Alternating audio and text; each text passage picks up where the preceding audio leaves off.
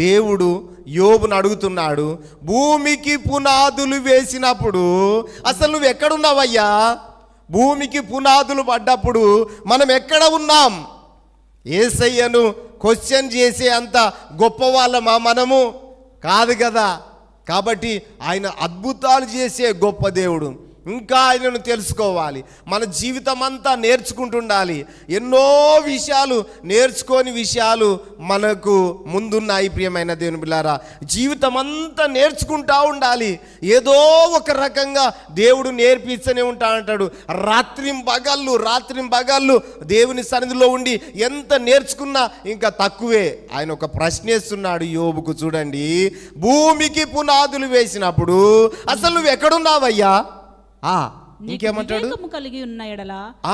నీకు వివేకము కలిగి ఉన్న ఎడలా, నీకు ఒకవేళ వివేకము ఉన్నట్లయితే చెప్పుము.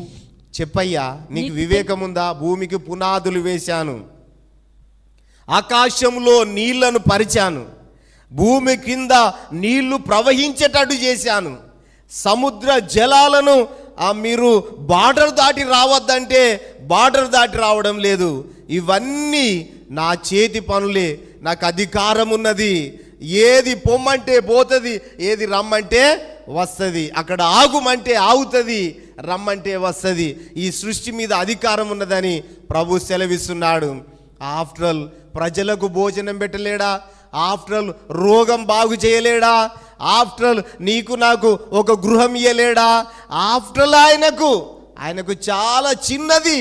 ఆయన అద్భుతాలు చేసే గొప్ప దేవుడు. చచ్చిన వాణ్ణి లాజరు బయటికి రా అని అన్నాడు, అంతే సింపుల్. ఆయనకు పండుకున్నోని లేపినట్టు లేపాడు. ప్రియమైన దేవుని పిల్లారా, ఆయన అద్భుతకరుడు. 5 రొట్టెలు 2 చిన్న చేపలు. ఇది ఏమవుతుందయ్యా?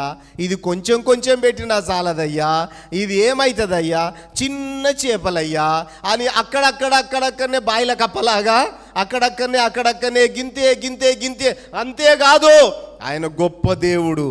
ఆయన గొప్ప కార్యాలు చేయగలడు. హల్లెలూయా, హల్లెలూయా. నా కొడుకు మారడయ్యా, నా బిడ్డ మారదయ్యా, ఇలాంటి మాటలే మాట్లాడతారు. ఎందుకు మారదు? ఆయన గొప్ప దేవుడు ఉన్నాడు. ఆయన ఒక చిటికలో మార్చగలడు.